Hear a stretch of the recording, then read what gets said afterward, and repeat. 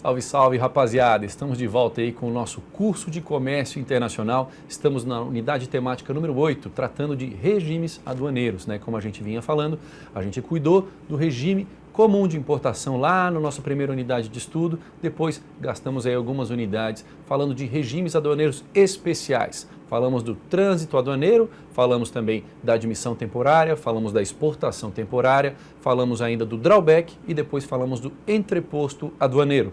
E agora o que a gente vai falar? A gente vai fechar esse ciclo dos três grandes, digamos, gêneros de regimes aduaneiros. Temos o regime aduaneiro comum, onde a gente paga toda a tributação incidente naquela mercadoria, seja na importação, seja na exportação. No caso da exportação, um eventual imposto de exportação, né?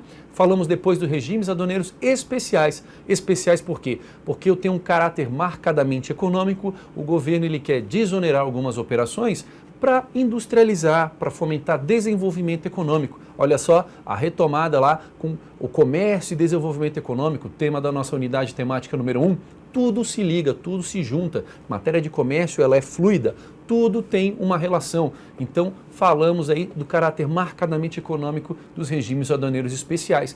E aí, para fechar esse ciclo, essa terceira perna dos regimes aduaneiros, temos os regimes aduaneiros aplicados em áreas especiais. O que é em áreas especiais? Até 2002, a gente tinha um regulamento aduaneiro em 2002, uma consolidação que chamava esses regimes de regimes aduaneiros atípicos. Era um nome feio, era até um problema, porque ele é típico, ele tinha uma previsão legal. Atípico é o que não tem previsão legal, né? Ou que seria extraordinário, fora de uma lógica. Na verdade, o regime aduaneiro, nesse caso, ele é aplicado em área especial. E essa nomenclatura ela foi ajustada, então, no Regulamento Aduaneiro de 2002, que foi a penúltima versão do Regulamento Aduaneiro. Lógico que isso também foi reproduzido no Regulamento Aduaneiro de 2009, né? O Regulamento Aduaneiro, o decreto que institui o Regulamento Aduaneiro em 2009, traz novamente a expressão regimes aduaneiros aplicados em áreas especiais. Então, a área que é especial, olha só que interessante, eu tenho como área especial, eu tenho um alfandegamento, eu tenho um controle da Receita Federal sobre aquela região, porque o governo ele quer estimular, por exemplo, a chamada uma área de livre comércio. Esse conceito área de livre comércio, ele não tem a ver, pessoal, com a nossa ideia de integração regional, estágio de integração área de livre comércio, tá? A área de livre comércio, estritamente nos termos da legislação aduaneira, é uma área porque eu permito o livre ingresso de mercadorias por uma situação marcadamente econômica, uma questão de desenvolvimento de uma parte de uma região. Não tem a ver com uma área de livre comércio, por exemplo, o Mercosul passou pelo estágio de livre comércio, área de livre comércio. Passou pelo estágio porque eu tenho livre circulação de bens entre os sócios do Mercosul, mas isso não tem a ver com a área de livre comércio, regime aduaneiro aplicado em áreas especiais. E é exatamente esse primeiro tema de nossa aula. Olha só, área de livre comércio, tratando-se de regimes aduaneiros aplicados em áreas especiais. A área de livre comércio, enquanto regime aplicado em área especial, são áreas de livre comércio de importação e de exportação, de que, sob regime fiscal especial, são estabelecidas com as seguintes finalidades. Olha só, para que eu estabeleço que determinados pontos do território nacional tenham um regime de livre comércio de importação e de exportação? Eu quero promover desenvolvimento das áreas fronteiriças específicas da região norte do país. Olha só, região norte, lembra? Região norte, região pouco habitada, despovoada. Eu preciso dar estímulos, incentivos fiscais, nesse caso, para povoar, para manter a soberania, para colocar população ali, de modo a manter a integridade do território nacional, promovendo também desenvolvimento dessas regiões. Depois eu tenho ainda incrementar relações bilaterais com países vizinhos. A região norte é uma região pouco habitada. Se eu dou um incentivo, eu tenho, uma motivação para incrementar relações bilaterais com meus países vizinhos, segundo a política de integração latino-americana. Muito importante, vejam que as áreas elas têm uma limitação na região norte. E aí isso aqui é uma diretriz de política aduaneira. Eu quero fomentar somente a região norte. eu me lembro que haviam alguns deputados que queriam passar no Congresso Nacional a criação de uma área de livre comércio em Foz do Iguaçu, na região sul do país. Ora, a região sul do país é extremamente já desenvolvida, né? Eu teria que mudar a minha política aduaneira. Quem é que ajuda a orientar a política aduaneira? A Câmara de Comércio Exterior. Olha a relação lá com intervenientes. Eu precisaria modificar na minha política aduaneira que o desenvolvimento não é só nessas regiões desfavorecidas, nessas regiões menos povoadas. Então, logicamente, esse projeto de lei ele era ilegal e ele não foi para frente. Temos ainda, então, a manutenção somente de áreas de livre comércio na região norte do país. Quais são as áreas hoje? A ISAF já cobrou, olha só. Áreas de livre comércio hoje existentes é em Tabatinga, no Amazonas, Guarajá, Mirim, em Rondônia, Boa Vista e Bonfim, em Roraima, Macapá e Santana, no Amapá, Brasileia, não é Brasília, tá? Brasileia, com extensão para o município de Epitaciolândia e Cruzeiro do Sul, no Acre. Vejam que são todos estados da região norte, tá? Não é o estado inteiro que é uma área de livre comércio, e sim somente esses municípios, joia?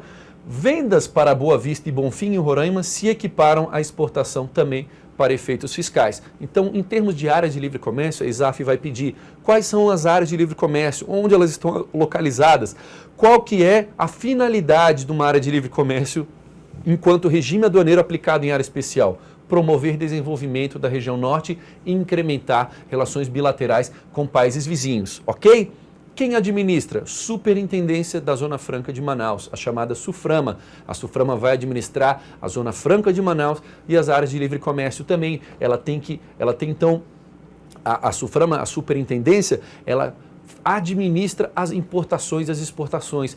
Você vai importar uma mercadoria para a área de livre comércio, você precisa de uma licença de importação em que o órgão anuente é a SUFRAMA. A SUFRAMA vai ver se essa mercadoria se enquadra dentro das hipóteses legais. Por exemplo, a SUFRAMA não autorizaria a importação de armas e munições, perfumes, fumo e derivados, bebidas alcoólicas e automóveis.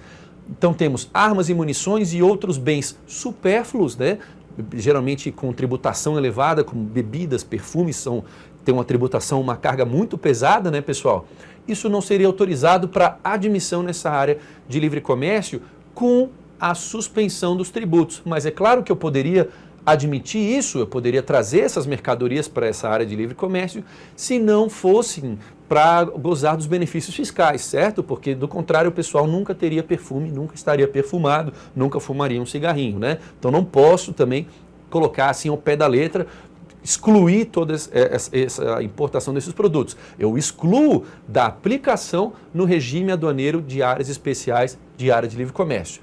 Também bens finais de informática para as áreas de Tabatinga e Guarajará-Mirim. Temos os programas específicos, né, que, no tocante a bens de informática, e aqui, no caso, para evitar eventual fraude, digamos assim, a esses produtos, também eles estão excetuados da aplicação desse regime, eles não podem ser passíveis de enquadramento nesse regime. E aqui, olha só que legal, um mapa, né? Parece eu apresentando a previsão do tempo aqui, olha só, na região norte, quais são, onde temos essas estrelinhas aqui, ó, são áreas de livre comércio. Veja que são pontos muito específicos e reduzidos, olha, Boa Vista, Tabatinga, lá na ponta, olha só, tudo áreas de fronteira, Tabatinga, né? Temos aqui Guajará-Mirim, Macapá, Santana, né? Área de livre comércio, olha só, ALC. Joia? Nem todas estão aqui, só para vocês terem uma ideia aí de onde fica essas regiões, né? Mas elas são muito mais. Temos Cruzeiro do Sul, com extensão ao município de Epitaciolândia, Brasileia, né? Então temos várias aí áreas de livre comércio.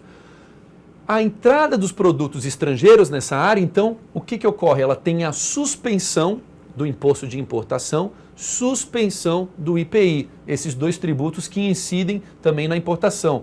A suspensão se converte em isenção quando consumo e vendas internos. Ó, eu tenho uma suspensão e aí quando é vendido internamente da área, ou seja, é para consumo, porque eu preciso que a população, que vá uma população povoar essas áreas para incrementar a relação bilateral com países vizinhos, para promover desenvolvimento naquela região, esses bens, né, claro, ressalvada as situações ali que não cabem no regime, se o cara vai trazer, por exemplo, roupas, né, importa roupas, bens de consumo, ele tem suspensão do II e do IPI, e quando são vendidos na própria região, converte-se em isenção. Então o cara tem um incentivo à importação. Isso poderia se configurar um subsídio?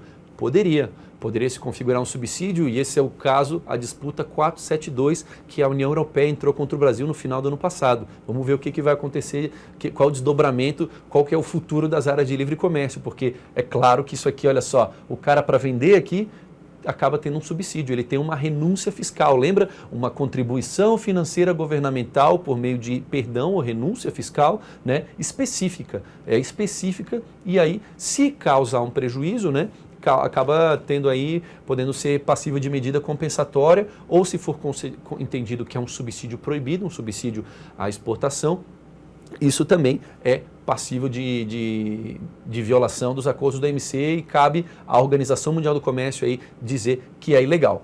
Beneficiamento de pescado, também recursos minerais, matérias-primas, origem agrícola, instalação e operação de atividades de turismo e serviços de qualquer natureza. Nessas situações, a suspensão converte-se em isenção. Tá? Então, a grande maioria dos bens de consumo aí estrangeiros, os bens estrangeiros, estão com tributação de IPI e de II suspensas. Joia? Estocagem para comercialização também, atividades de construção e reparo, industrialização de produtos em seus territórios. São todas previsões aí do regulamento aduaneiro. As mercadorias estrangeiras importadas para as áreas de livre comércio, quando dessas saírem para outros pontos do território aduaneiro, ficam sujeitas ao tratamento fiscal.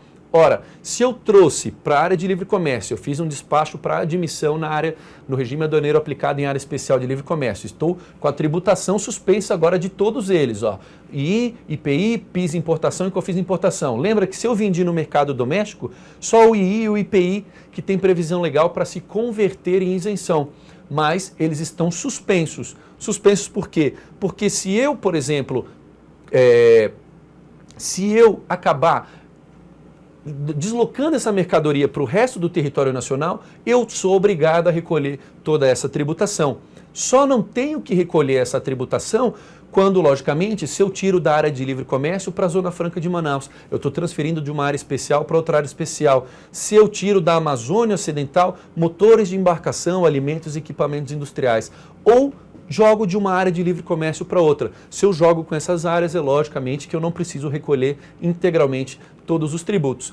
E aí, o tipo de questão que cai para a gente, né, pessoal? Em 2012, a ISAF cobrou para o cargo de analista de comércio exterior a promoção do desenvolvimento em áreas fronteiriças da região norte do país, ó, já sei o que é, e o incremento das relações bilaterais com países vizinhos naquela mesma região, em consonância com a política de integração latino-americana, são objetivos expressos do regime aduaneiro aplicado em área especial, denominado área de livre comércio. Facílima, né? Não tinha como errar. Olha o tipo de questãozinha que os caras cobraram aí no concurso do MIDIC, né? Quando cobram legislação aduaneira para o MIDIC, é muito fácil, você não pode errar o gabarito letra B. Agora essa aqui é interessante, o CESP cobrou. Inclusive foi a minha prova, olha só. Em 2008 eu vou trazer uma questão do CESP porque essa questão é muito legal e a ISAF pode cobrar para vocês. Sobre classificação e modalidades de regimes aduaneiros, podemos dizer que são implantados para promover o desenvolvimento conjunto mediante a integração econômica de países, as áreas de livre comércio, como categoria do regime aduaneiro atípico, errado, não existe mais atípico desde 2002, consistente de espaços transfronteiriços em que é permitida a livre circulação de bens e de serviços mediante remoção de obstáculos tarifários e não tarifários. Eles tentaram misturar o conceito de área de livre comércio aduaneiro com o conceito de área de livre comércio que existe nos sistemas de integração, nossa aula número 3. Errado, totalmente errado. O conceito de área de livre comércio é esse aqui, do título da ISAF aqui dessa questãozinha, tá? Então, o item errado, o gabarito errado dessa questão do CESP. E aí a gente fecha, então, essa unidade, né, de primeira área, primeiro regime aduaneiro aplicado em área especial, e eu vejo vocês no próximo encontro para a gente matar os outros dois regimes que estão faltando, tá? Um grande abraço, então, e até daqui a pouco.